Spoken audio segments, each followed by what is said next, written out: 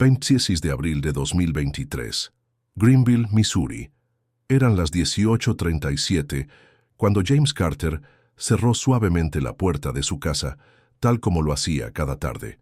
Vestía su sudadera gris habitual, los viejos tenis de correr que se negaba a reemplazar y los auriculares que reproducían una vez más su lista favorita titulada Soulful Miles.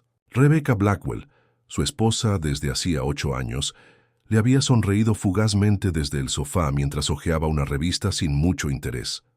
James, con la rutina tan marcada que parecía un ritual, comprobó por última vez su teléfono antes de guardarlo en el bolsillo delantero de su sudadera. Luego, se ajustó los auriculares y echó a andar hacia la acera. El barrio Fremont respiraba la calma típica de las tardes primaverales. El aire tenía ese frescor suave que parecía invitar a salir, a moverse, a sentirse vivo. James eligió su ruta de siempre, la que recorría 3 calles principales hasta perderse por unos minutos en el pequeño parque municipal antes de volver. Era una ruta conocida, segura, tan repetida que apenas llamaba la atención de quienes lo veían pasar cada tarde. A pocas calles de allí, un Dodge Charger negro avanzaba despacio, como midiendo cada metro del asfalto. Al volante iba Gerald J. Reeves, un rostro que oficialmente había desaparecido del mapa hacía meses, desde que salió en libertad condicional tras cumplir una condena por tráfico de drogas. En su mirada había algo más que simple curiosidad. Llevaba 3 semanas observando la misma casa, los mismos movimientos. Había aprendido el horario de James de memoria. No necesitaba preguntarse más qué hacía o a dónde iba. Lo sabía todo. Y en esa noche en particular, Gerald no estaba solo. Su primo Terrence Reeves esperaba al otro lado de la ciudad, listo para cualquier cosa que Gerald necesitara. Mientras James avanzaba ajeno a cualquier amenaza, las luces del Charger se apagaron por un instante, como si el vehículo se desvaneciera. En la oscuridad, Gerald apretó las manos en el volante. Había ensayado mentalmente ese momento demasiadas veces. La promesa que había hecho semanas atrás volvía a sonar en su mente como un eco inevitable. Esta vez saldrá bien, se repetía a sí mismo. A las 18:41, James salió de la zona iluminada, por las farolas, y giró por una calle menos transitada, justo donde el silencio parecía más denso. En ese momento, Gerald presionó el acelerador con decisión. El motor del Charger aceleró notablemente, interrumpiendo la calma habitual del vecindario. James, absorto en la música, no notó el vehículo acercándose rápidamente. Dio un paso más hacia adelante, sin saber que esa noche, en esa calle tan familiar, estaba dando su último paso. El impacto ocurrió a las 18:42, cuando James Carter ya había abandonado la zona iluminada y se adentraba en la calle secundaria. El vecindario, conocido por su tranquilidad y rutina predecible, fue sacudido por un estruendo breve pero seco que rompió la quietud de esa hora. La velocidad del vehículo, calculada después por los peritos, superaba los 60 kilómetros por hora en una calle donde el límite no alcanzaba los 40. No hubo frenada, no hubo titubeo. El Dodge negro siguió su curso sin reducir la marcha, alejándose hacia el oeste en cuestión de segundos, mientras el cuerpo de James quedaba inmóvil sobre la banqueta. En las casas cercanas, algunos vecinos reaccionaron al sonido.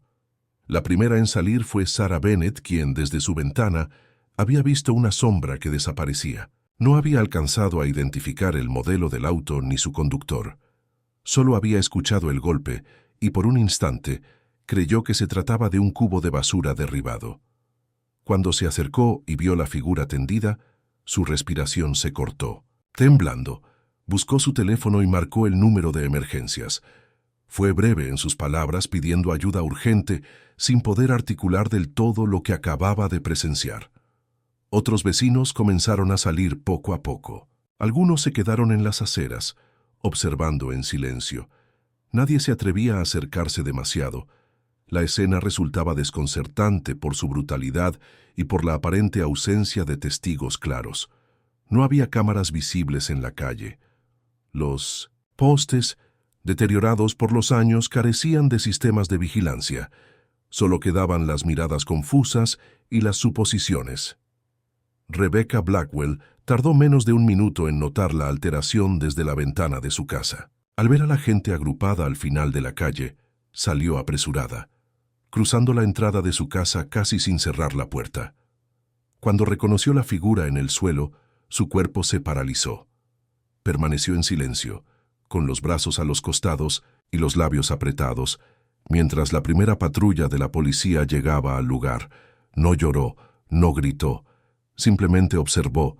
La policía acordonó la zona con rapidez. Los agentes interrogaron a los vecinos que se habían reunido, pero nadie había visto con claridad el vehículo. No hubo descripción del conductor ni del trayecto posterior. Los oficiales tomaron fotografías y recolectaron algunos fragmentos de vidrio que encontraron cerca del cuerpo, aunque no pudieron confirmar si pertenecían al automóvil implicado. El procedimiento se registró bajo el protocolo de accidente con fuga. El cuerpo fue trasladado al depósito forense esa misma noche. Rebecca regresó a su casa sola, sin aceptar acompañamiento. Cerró la puerta con llave y permaneció encerrada por horas. A la mañana siguiente accedió a su teléfono, revisó sus mensajes y, tras unos minutos, eliminó el historial completo de llamadas y textos. Nadie en ese momento sospechaba que lo ocurrido no había sido un simple accidente, sino el inicio de algo mucho más oscuro que apenas comenzaba. Mientras en Greenville, el clima social se volvía cada vez más denso tras la repentina muerte de James Carter, Rebecca Blackwell mantenía una rutina cuidadosamente calculada. Había respondido con frialdad las preguntas de los oficiales, había participado en los arreglos del funeral y había sostenido una imagen pública de viuda afectada, aunque sus acciones privadas empezaban a dibujar otra realidad. Pocos sabían que en los días posteriores a la tragedia, Rebecca visitaba con frecuencia una vieja casa ubicada en los márgenes de la ciudad, en el barrio de West Creek, donde vivía Terrence Reeves, primo de Gerald Reeves. A diferencia de lo que muchos suponían, Rebecca ya había tenido contacto con Gerald semanas antes del incidente. La investigación posterior revelaría que esas reuniones comenzaron en un motel de carretera llamado Red Pine Inn, un establecimiento discreto y apartado del centro urbano, donde Gerald se había instalado temporalmente tras salir de prisión. Rebecca había acudido a ese lugar por primera vez a principios de abril. Habían pasado años desde su último contacto, real, pero bastaron un par de encuentros para reactivar una dinámica que nunca estuvo del todo cerrada. En esas conversaciones, Gerald le habló de nuevas oportunidades, de dejar atrás lo que él llamaba una vida vacía al lado de James y de empezar de nuevo en otro lugar. No había promesas claras, solo insinuaciones envueltas en la idea de escapar juntos. Rebecca no respondió de inmediato, pero siguió asistiendo a esas reuniones, alimentando una relación que no había confesado a nadie. Durante el funeral, que se celebró en la iglesia comunitaria, Rebecca mantuvo una compostura que fue interpretada por muchos como signo de entereza. Solo quienes la conocían más de cerca notaron algo diferente en su actitud. Gladys Carter, la madre de James, fue una de ellas. Le llamó la atención el silencio de Rebecca, su forma de evitar el contacto visual y la rapidez con la que parecía querer terminar con cada ceremonia o reunión. Nancy Carter, hermana menor de James, también comenzó a percibir pequeños detalles. Al revisar algunas pertenencias de su hermano en la casa familiar, notó que faltaban ciertos mensajes en el teléfono de James. Algunas conversaciones recientes parecían haber sido eliminadas. El cambio más evidente ocurrió días después, cuando Rebecca modificó las contraseñas de todos sus perfiles digitales y eliminó de sus redes sociales las fotografías más recientes junto a James.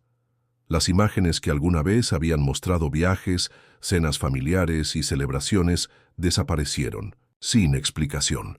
Este comportamiento llamó la atención de Nancy, quien decidió guardar una copia del historial de actividades digitales de su hermano, presintiendo que algo no encajaba del todo. Mientras la familia intentaba adaptarse a la pérdida, Rebecca continuaba visitando la casa de Terrence. Allí Gerald la recibía con una mezcla de cautela y control.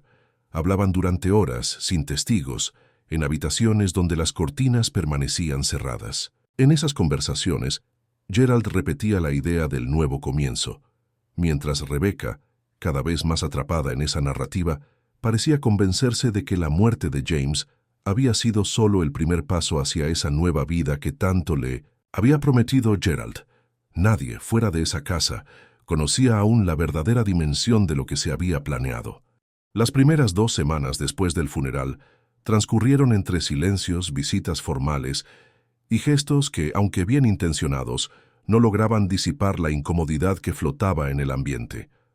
La policía local había archivado el caso como un atropello con fugas sin mayores líneas de investigación. No había testigos directos, ni grabaciones de cámaras de seguridad municipales, ni evidencia suficiente que permitiera avanzar. Para los oficiales a cargo, el incidente parecía haberse estancado en un callejón sin salida. Sin embargo, lejos de detenerse, Gladys Carter, madre de James, decidió tomar un camino distinto. Gladys comenzó a visitar una por una las casas cercanas a la escena del crimen, preguntando a los vecinos si habían visto algo que la policía hubiera pasado por alto. La mayoría no pudo aportar información relevante, pero Sarah Bennett, quien había sido la primera en llamar a emergencias, recordó que su coche, estacionado frente a su casa esa noche, tenía instalada una vieja cámara de reversa con grabación automática. Durante días había olvidado revisar las grabaciones, pensando que no serían de utilidad. Motivada por la insistencia de Gladys, decidió buscar entre los archivos de la tarjeta de memoria. Lo que encontró no era una prueba concluyente, pero mostraba un fragmento de la calle pocos segundos antes del impacto. En la grabación, algo borrosa por la baja calidad del dispositivo, se distinguía la figura de James caminando junto a la acera. Un segundo después, se veía pasar un vehículo oscuro a gran velocidad. Aunque no se podía identificar con claridad el modelo o al conductor, la cámara había captado una parte del número de matrícula. Sarah entregó la grabación a Gladys, quien de inmediato la llevó a la comisaría local. La policía, al recibir la nueva evidencia, solicitó un análisis técnico. Con la ayuda del Departamento de Tránsito, lograron reconstruir parcialmente la matrícula. Los registros mostraron que el número pertenecía a un Dodge Charger, registrado a nombre de Terrence Reeves, conocido por sus antecedentes menores relacionados con altercados y conducción imprudente. Este hallazgo transformó la naturaleza del caso. Dejó de ser tratado como un simple accidente para convertirse en una investigación formal por homicidio con agravantes. La noticia no tardó en llegar a los altos mandos del departamento. Los oficiales retomaron las entrevistas con vecinos y comenzaron a reconstruir los movimientos de Terrence en las semanas previas al incidente. Mientras tanto, Terrence ya había tomado sus propias precauciones. Había llevado su coche a un taller clandestino en las afueras de Greenville, donde modificaron la pintura y cambiaron algunos elementos visibles del vehículo para evitar ser reconocido. La maniobra fue rápida y discreta, sin dejar registros oficiales. Con el coche alterado, Terrence creyó haber borrado cualquier vínculo con el crimen. Rebecca Blackwell aún no había sido informada del avance en la investigación. Mientras la policía centraba sus esfuerzos en seguir el rastro de Terrence Reeves, los agentes comenzaron a revisar en paralelo los antecedentes y las conexiones personales de Rebecca, construyendo en silencio un perfil que pronto revelaría más de lo que ella había imaginado. El avance en la identificación del vehículo abrió una nueva línea de trabajo para los investigadores. La policía, ya con la matrícula confirmada a nombre de Terrence Reeves, comenzó a cruzar datos bancarios, registros telefónicos y movimientos financieros de las personas vinculadas al círculo cercano de James Carter. Fue entonces cuando surgió un detalle que, hasta ese momento, había pasado desapercibido. En la cuenta personal de Rebecca Blackwell, los investigadores detectaron un ingreso en efectivo por $4,000, realizado exactamente una semana antes del atropello. El depósito se había efectuado en una sucursal bancaria ubicada en un barrio industrial al norte de Greenville, lejos de las zonas que Rebecca solía frecuentar. Al revisar las cámaras de seguridad del banco, los agentes confirmaron que la persona que había realizado el depósito era Gerald Reeves. Las imágenes mostraban a Gerald con una gorra y gafas oscuras, intentando pasar desapercibido. El depósito se había hecho a nombre de Rebecca, lo que eliminaba cualquier duda sobre el destinatario del dinero. Cuando fue interrogada sobre ese movimiento, Rebecca declaró que se trataba de un ahorro que había mantenido en efectivo y que decidió ingresar a su cuenta en ese momento. Sin embargo, no pudo explicar por qué un tercero, con antecedentes penales, había hecho el depósito en su nombre. La policía decidió entonces colocar vigilancia discreta sobre Rebecca. Durante varios días, agentes vestidos de civil siguieron sus movimientos. Una de las grabaciones captadas por las cámaras de una estación de servicio resultó especialmente relevante. En la madrugada del 26 de abril, horas antes del asesinato de James, Rebecca fue captada en una estación de servicio en circunstancias que más tarde despertaron sospechas de los investigadores. La policía consideró este detalle como un posible intento de colaborar en la preparación del vehículo que sería utilizado en el crimen. Al mismo tiempo, Terrence Reeves fue visto presumiendo ante conocidos que su coche había sido puesto en servicio y que estaba limpio, dando a entender que el vehículo ya no podía ser relacionado con ningún hecho anterior. La policía, sin embargo, aún no tenía acceso al coche modificado, lo que complicaba la obtención de pruebas físicas directas. Mientras tanto, los investigadores regresaron a la casa de Rebecca para realizar una búsqueda más detallada. En Nuis, un cajón del escritorio de la sala, encontraron una hoja suelta, sin fecha ni encabezado, que contenía un mensaje breve pero contundente. Todo salió según lo planeado. Te amo. J.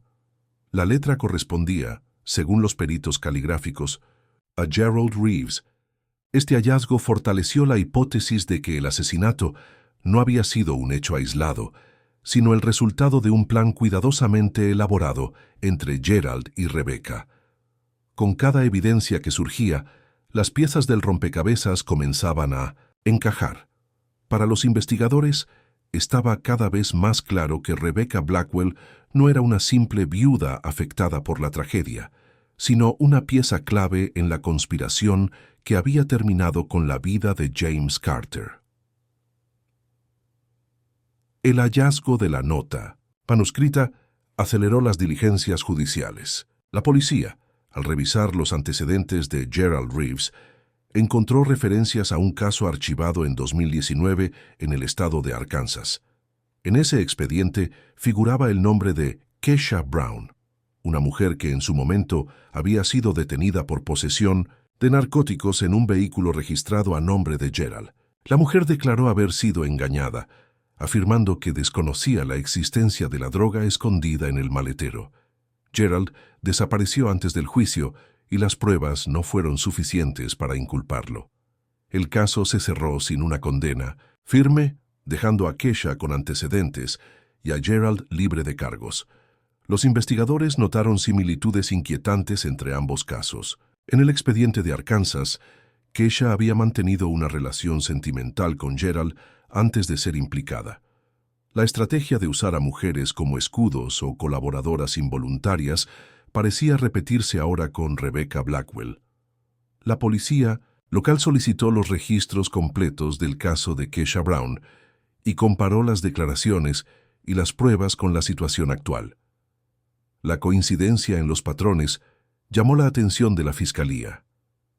Mientras la investigación avanzaba, Rebecca seguía sosteniendo su inocencia. Afirmaba no tener conocimiento de ningún plan y negaba cualquier participación en la muerte de James Carter. Sin embargo, un nuevo descubrimiento complicó su posición. En el neumático trasero derecho de su vehículo, oculto dentro del compartimento de emergencia, los peritos encontraron un paquete envuelto en plástico. Al abrirlo, confirmaron que se trataba de fentanilo, una sustancia controlada altamente peligrosa. El hallazgo no dejaba margen de duda. Rebecca había transportado droga, aunque insistía en desconocer su existencia. El descubrimiento fue registrado formalmente y presentado ante la Fiscalía como una prueba adicional de que Rebecca estaba envuelta en actividades delictivas junto a Gerald. El fiscal del condado, al analizar los antecedentes de Gerald y el papel de Rebecca, consideró que ambos casos podrían estar conectados dentro de un patrón criminal mayor. El hecho de que Rebecca ya hubiera sido registrada en grabaciones junto a Gerald antes de la muerte de James fortalecía aún más esta hipótesis. La familia de James, en especial Gladys y Nancy Carter, seguía presionando para que se esclarecieran todos los aspectos del caso.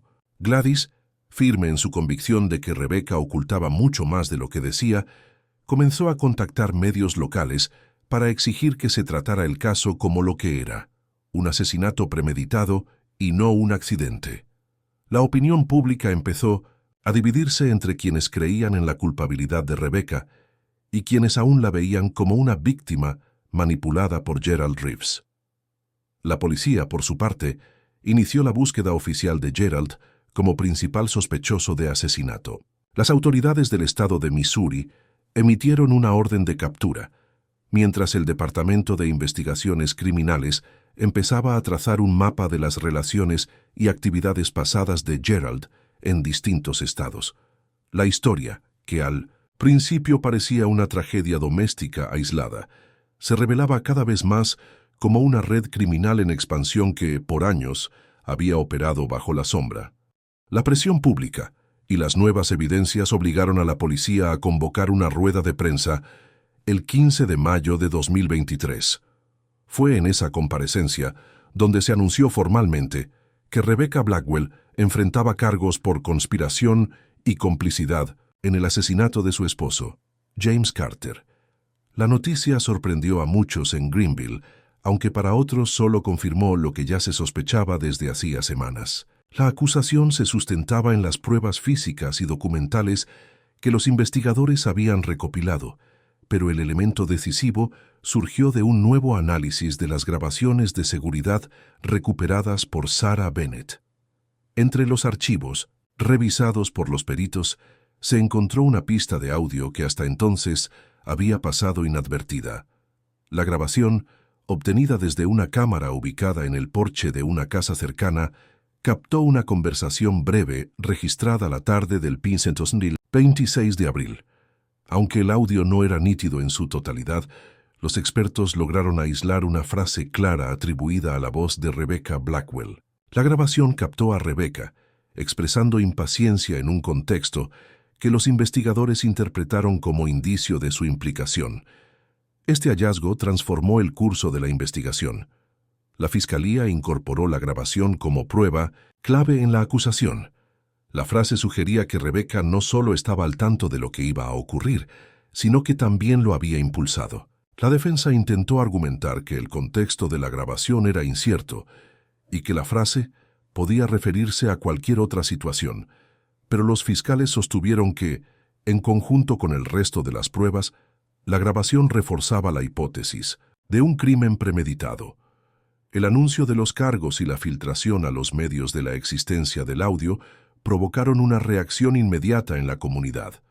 La figura de Rebecca, que hasta entonces había despertado cierta compasión como víctima, comenzó a desmoronarse ante la opinión pública. Las redes sociales se llenaron de mensajes divididos y los periodistas locales comenzaron a reconstruir el perfil de Rebecca desde una perspectiva completamente distinta. Mientras tanto, la policía confirmó que Gerald Reeves había abandonado el estado de Missouri días antes.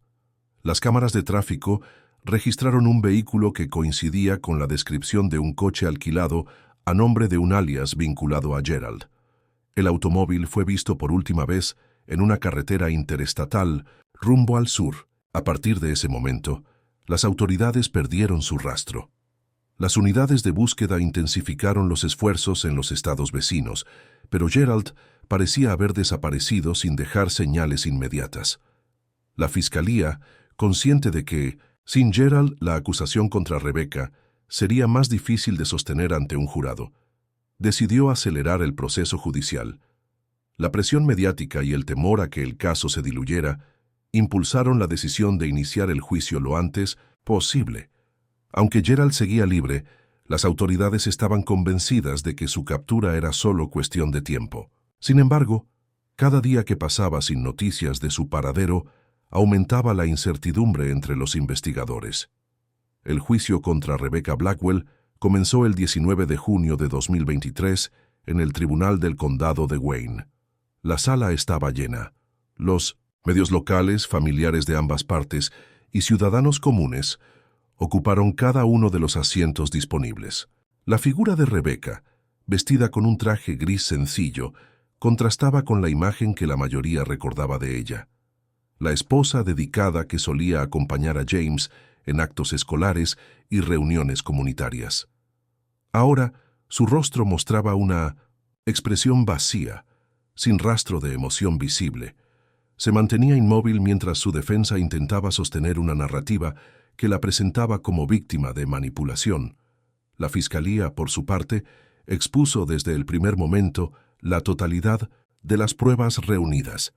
Presentaron el registro bancario del depósito en efectivo realizado por Gerald Reeves una semana antes del crimen, las grabaciones de la estación de servicio en las que Rebecca llenaba la garrafa de gasolina, la nota manuscrita encontrada en su casa y, finalmente, el archivo de audio en el que se escuchaba su voz ordenando ejecutar el plan. Cada una de estas evidencias fue expuesta ante el jurado de forma meticulosa.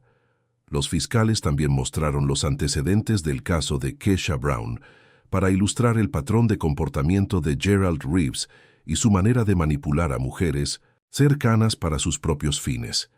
Sin embargo, aclararon que, a diferencia de Keisha, Rebecca no parecía haber sido una simple pieza descartable, sino una colaboradora activa. Las pruebas sugerían que Rebecca no solo había sido cómplice, sino que había tomado decisiones que facilitaron el crimen. La defensa centró sus esfuerzos en debilitar la credibilidad de las pruebas, señalando que la grabación de audio no ofrecía un contexto completo y que las interpretaciones de la Fiscalía eran especulativas. Argumentaron que el dinero depositado podía tener otros orígenes y que la relación entre Rebecca y Gerald, aunque cuestionable desde el punto de vista moral, no constituía una prueba concluyente de conspiración criminal. Intentaron mostrar a Rebecca como una mujer atrapada en una relación abusiva, manipulada psicológicamente por Gerald y presionada por una vida matrimonial que, según ellos, había sido emocionalmente insatisfactoria. El jurado, compuesto por 12 ciudadanos del condado, escuchó cada testimonio con atención. La presencia de Nancy y Gladys Carter en la sala, sentadas en la primera fila, añadió una carga emocional palpable. Ambas evitaron cualquier reacción visible durante las sesiones, manteniéndose en silencio mientras la defensa y la fiscalía presentaban sus argumentos. Después de 5 días de audiencias, las deliberaciones del jurado no se extendieron más de 4 horas. El veredicto fue leído al final de la jornada: culpable de conspiración en delitos graves y de implicación en actividades ilegales relacionadas con sustancias controladas. El juez dictó sentencia inmediata: cadena perpetua sin derecho a libertad, condicional. Rebecca, al escuchar la sentencia, no mostró señales de sorpresa. Se limitó a bajar ligeramente la cabeza antes de ser escoltada fuera de la sala. La familia Carter abandonó el tribunal sin ofrecer declaraciones a la prensa. Mientras tanto, la policía continuaba buscando a Gerald Reeves, ahora convertido en fugitivo interestatal, cuyo paradero seguía siendo desconocido. La condena de Rebecca Blackwell cerró una etapa del caso, pero dejó abierta una cuestión mucho más compleja: la búsqueda de Gerald Reeves. Mientras la atención mediática comenzaba a disminuir en Greenville, las autoridades estatales ampliaron el radio de investigación, activando una alerta interestatal. Durante semanas no hubo novedades, hasta que un patrullero de carretera en las afueras de Houston, Texas, detuvo un Nissan Altima gris por una infracción menor de tránsito. El conductor mostró una identificación a nombre de Joseph Willis, un nombre que no levantó sospechas de inmediato. Sin embargo, el comportamiento del hombre, que se mostró excesivamente nervioso y evasivo, llamó la atención de los agentes. El patrullero decidió hacer una verificación más exhaustiva. Al solicitar que el conductor bajara del vehículo. Notaron que evitaba el contacto visual y mantenía las manos rígidas sobre el volante. Procedieron a una revisión rutinaria del interior del automóvil. Durante la revisión del vehículo, encontraron evidencia digital que confirmó la identidad real del conductor como Gerald Reeves. La huella digital en el sensor del dispositivo también coincidió con las registradas en los archivos policiales de Missouri. El hombre detenido era Gerald Reeves, utilizando documentación falsa. La noticia de su captura llegó rápidamente a las autoridades de Missouri, que solicitaron su traslado, bajo custodia federal, debido a la gravedad de los cargos pendientes. Durante la revisión del vehículo, los agentes encontraron, además del teléfono, una libreta con anotaciones que incluían nombres, fechas y direcciones de varias mujeres en distintos estados del sur del país. En el teléfono, los peritos digitales identificaron mensajes y grabaciones que no solo mencionaban a Rebecca Blackwell, sino también a otras mujeres con las que Gerald había mantenido relaciones similares en el pasado. El patrón se repetía: seducción, manipulación, promesas de una nueva vida y, en algunos casos, registros de actividades vinculadas al transporte de drogas. El análisis del contenido del teléfono reveló comunicaciones que indicaban que Gerald había planeado escapar hacia México utilizando documentos falsos adquiridos en Luisiana. Las autoridades federales, al revisar los datos, consideraron que el caso superaba las competencias locales y decidieron formalizar una acusación por tráfico interestatal de sustancias controladas y crimen organizado. La evidencia apuntaba a que Gerald no actuaba de forma aislada, sino que formaba parte de una red más amplia que utilizaba a mujeres como intermediarias o señuelos para evitar sospechas.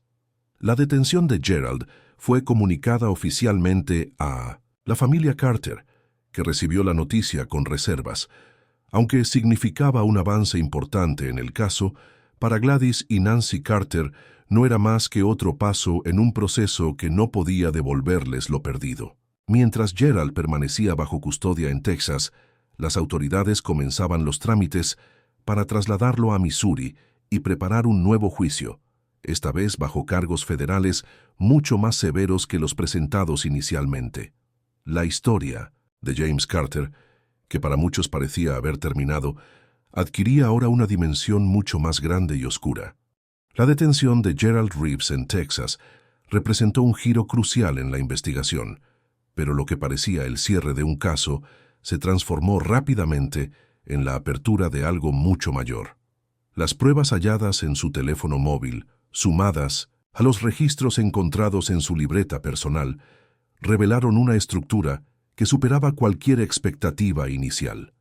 La Fiscalía General, al analizar las conexiones entre los nombres, las direcciones y las transacciones financieras recuperadas, concluyó que Gerald operaba como parte de una red criminal que cruzaba varios estados del sur y centro del país. Lo que en Greenville había comenzado como una investigación por asesinato se convertía ahora en un caso federal de crimen organizado. El Departamento de Justicia, junto con el FBI, tomó control del expediente. Las comunicaciones extraídas del teléfono mostraban no solo vínculos con Rebecca Blackwell, sino también con al menos 6 mujeres más en estados como Arkansas, Luisiana, Mississippi y Alabama. En todos los casos se repetía el mismo patrón. Gerald se presentaba como un salvador o como una oportunidad de escape para mujeres en situaciones vulnerables. Prometía un futuro diferente, libre de deudas o relaciones fallidas, y luego las utilizaba para transportar dinero o drogas, aprovechando su aparente inocencia para evitar controles policiales. En algunos casos, las mujeres terminaban detenidas. En otros desaparecían de los registros sin dejar rastro. Los fiscales federales decidieron presentar cargos por tráfico interestatal de sustancias controladas, uso de identidades falsas, conspiración para distribuir narcóticos y homicidio premeditado.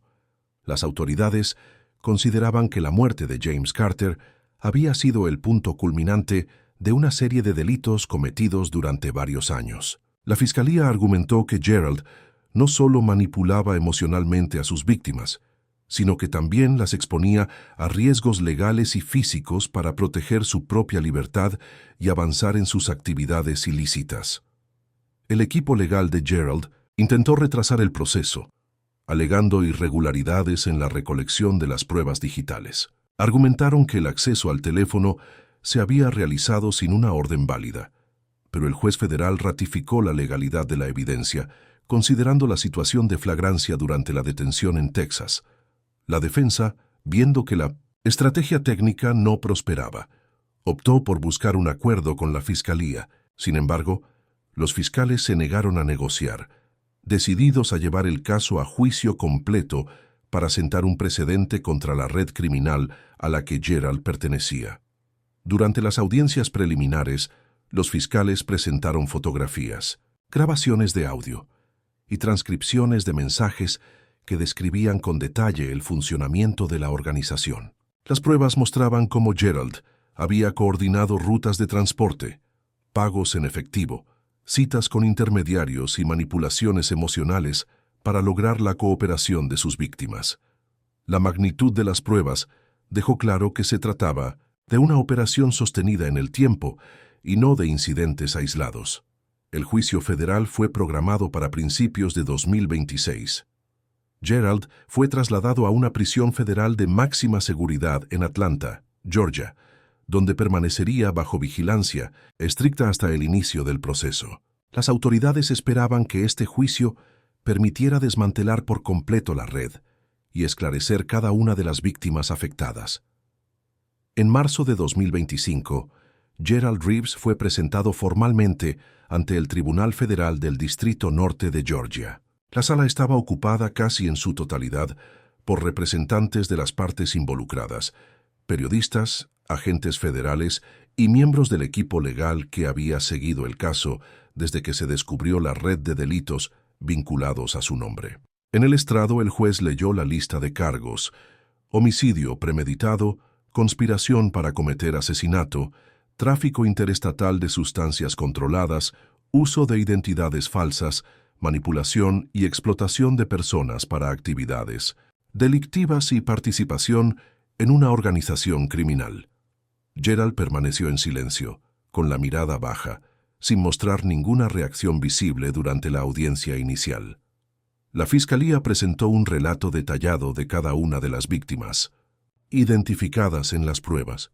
Mostraron fotografías y documentos que evidenciaban la forma sistemática en que Gerald había captado, manipulado y utilizado a mujeres en distintos estados. Relataron cómo cada una de ellas había sido llevada a creer que formaba parte de un plan de vida nuevo, cuando en realidad se trataba de piezas descartables en una operación más amplia. Algunos testimonios escritos de mujeres localizadas en Arkansas y Mississippi describían patrones idénticos a los que vivió Rebecca Blackwell, aunque ninguna de ellas había llegado al extremo de participar en un asesinato. El momento más tenso de la sesión se produjo cuando la fiscalía presentó los antecedentes del caso de James Carter. La imagen de James, mostrada en una pantalla al frente de la sala, acompañada de un resumen de su vida como maestro y miembro respetado de la comunidad, fue utilizada para contextualizar el impacto del crimen. La fiscalía explicó cómo Gerald había manipulado a Rebecca, convirtiéndola en una colaboradora directa en el asesinato de su esposo. Los detalles del audio captado en Greenville fueron reproducidos una vez más, recordando las palabras que para la acusación constituían la evidencia más contundente de la premeditación. Gladys Carter no asistió a la audiencia. La familia había decidido mantenerse al margen de la cobertura mediática que el juicio generaba. Nancy Carter, por su parte, envió una carta dirigida al tribunal, solicitando que se recordara que detrás de los expedientes y las pruebas había personas reales que habían perdido sus vidas o habían visto sus existencias destruidas por las acciones del acusado.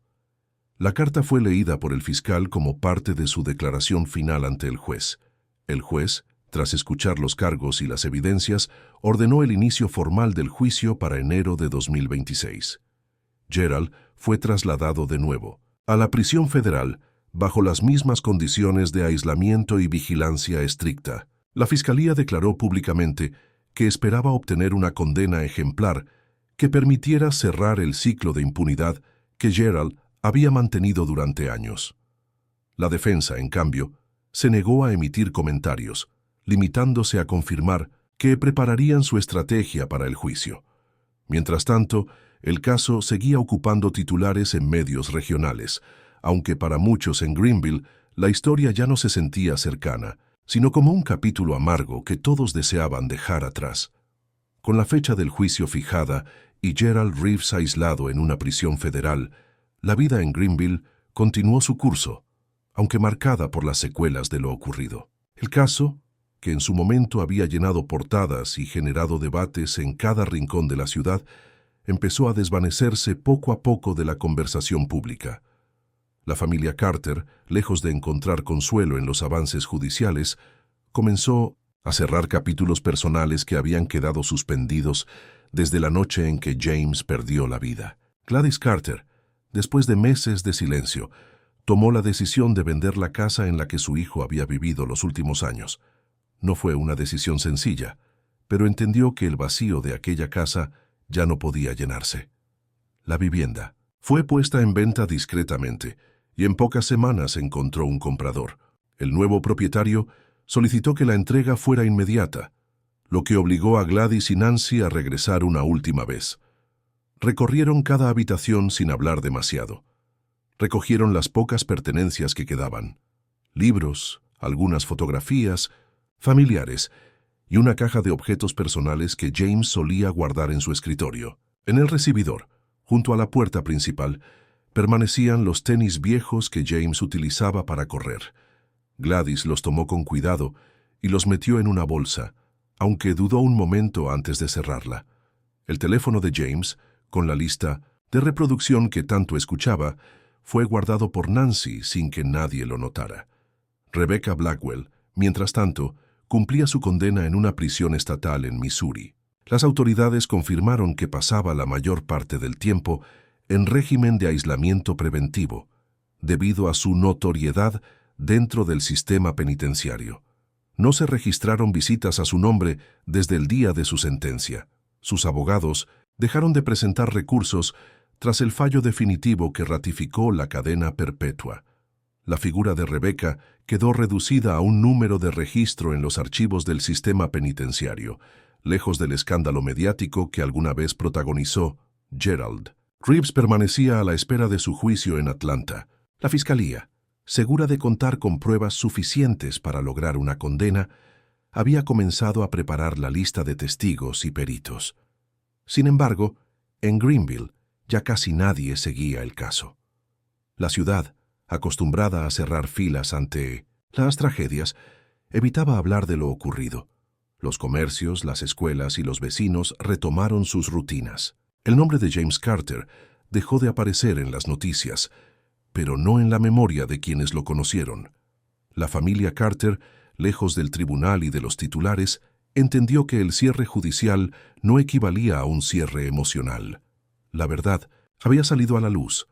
Los responsables habían sido identificados, pero ninguna sentencia podía devolver lo perdido. En el fondo, lo único que quedó fue el silencio de una casa vacía y el recuerdo persistente de que, a veces, el verdadero peligro no viene de desconocidos, sino de aquellos en quienes una vez se confió. Queridos amigos, esta es una historia ficticia, creada con fines artísticos. Sin embargo, los hechos que aquí se narran bien podrían suceder en la vida real, pues están basados en emociones humanas profundas y, a veces, destructivas. Los celos, la pasión, el resentimiento. Este relato muestra cómo un solo paso en falso puede llevar a la tragedia. No justificamos ni respaldamos el comportamiento de los personajes. Por el contrario, esta historia condena toda forma de violencia, manipulación y crueldad. A través de sus escenas, queremos invitar a la reflexión sobre los límites personales, la confianza y el alto precio que puede tener una decisión impulsiva. Por favor, no imiten lo que han visto en este video. Todo lo mostrado es una interpretación artística. Si están enfrentando una situación de peligro o conocen a alguien que lo esté, no duden en acudir a las autoridades o servicios de ayuda. Recuerden, la ayuda real existe y no están solos. Cuídense mucho y protejan a sus seres queridos. Gracias por su atención.